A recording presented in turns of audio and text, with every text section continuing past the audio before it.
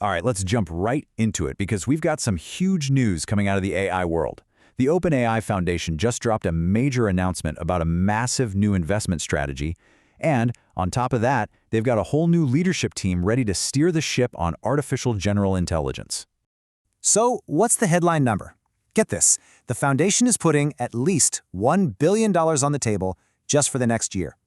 And all of that cash is going toward one big goal, making sure AI actually benefits all of us. And you know that $1 billion? That's really just the down payment. It's the very first slice of a much, much bigger pie. We're talking a $25 billion long-term commitment. So yeah, this isn't a one-off thing. They are clearly in this for the long haul to shape how advanced AI rolls out.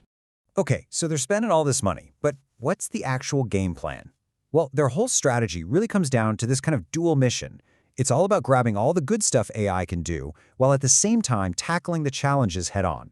Their official mission statement really says it all. Our mission is to ensure artificial general intelligence benefits all of humanity. And that's the key, right? They're trying to make sure AGI, that's the really powerful human-like AI, works for everybody, not just for a handful of people. So, think of it like walking a tightrope. It's a really tricky balancing act. On one side, you have this incredible opportunity to use AI to solve some of our biggest problems. But on the other side, you've got to be super careful and get ahead of all the new risks that this powerful tech is bound to create. So, let's follow the money. Where is that first $1 billion actually going? The foundation broke it down into 4 main areas, or pillars as they're calling them. Okay, so here are the big 4. First, life sciences and curing diseases. Second, jobs and economic impact. Third, something they call AI resilience. And finally, supporting communities. You can see how each one of these is really designed to tackle a different piece of how AI is going to affect all of us. Let's start with the first one, which is a biggie, life sciences. A huge chunk of this money is going right here. And it makes sense, right? They're basically making a big bet that AI can supercharge medical research and help us find cures and treatments way faster than we ever could before. And they're not just throwing money at the wall. Within that life sciences bucket, they're zeroing in on 3 specific things to start. First, they're going after Alzheimer's with new AI tools. Second, they're building public health data sets so researchers everywhere can use them. And third, they're targeting those really tough diseases that don't get enough funding. Okay, so we've talked about the good stuff. Now for the other side of that balancing act. The foundation is also laser-focused on what they're calling AI resilience. It's a cool term, but what does it mean? Basically, it's about getting ahead of the curve and dealing with the risks of super powerful AI before they become huge problems. And this resilience pillar gets pretty serious. They're focusing on 3 key areas here. 1, looking at how AI affects kids. 2, beefing up biosecurity, which is a fancy way of saying they want to stop bad actors from using AI to cook up biological threats. And 3, just making sure the AI models are built to be safe from the ground up. All absolutely critical. Of course, one of the biggest questions on everyone's mind is jobs. What's AI going to do to the economy? Well, they're tackling that head-on too. They're putting money into finding real, practical solutions for the huge economic shifts AI is going to bring.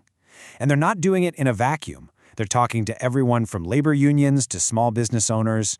And it's not all just high-level policy stuff. To make sure this transition is fair for everyone, they're also funneling money to community groups, the people who are actually on the ground, helping regular folks understand and navigate all the changes that AI is bringing.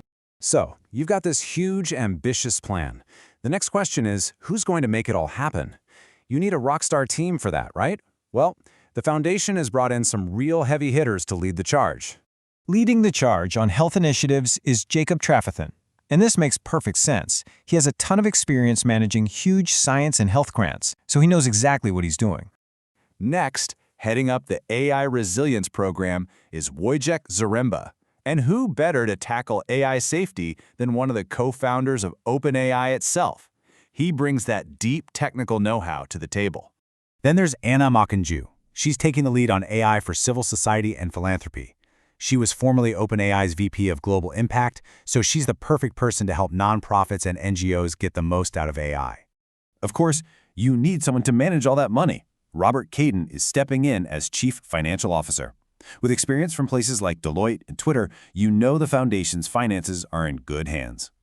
And finally, to make the whole thing run smoothly, you've got Jeff Arnold as Director of Operations. He was an early employee at OpenAI and has experience at places like Oracle and Dropbox, so he knows how to build systems that can scale. Okay, so the money is there, the plan is in place, and the leadership team is assembled. So what's the big picture here? What's the end game? It really all comes back to this one powerful idea. Their stated goal is, and I quote, to help more people solve the hardest problems, take better care of the people they love, and build fulfilling lives that were previously out of reach. I mean, it doesn't get much more ambitious than that. So here we are. Billions of dollars being poured into both the incredible promise of AI and its potential dangers. It really sets up the defining question of our era, doesn't it? Which one of those forces is ultimately going to shape our future? The OpenAI Foundation has made its move. Now we get to watch and see how this high-stakes game plays out.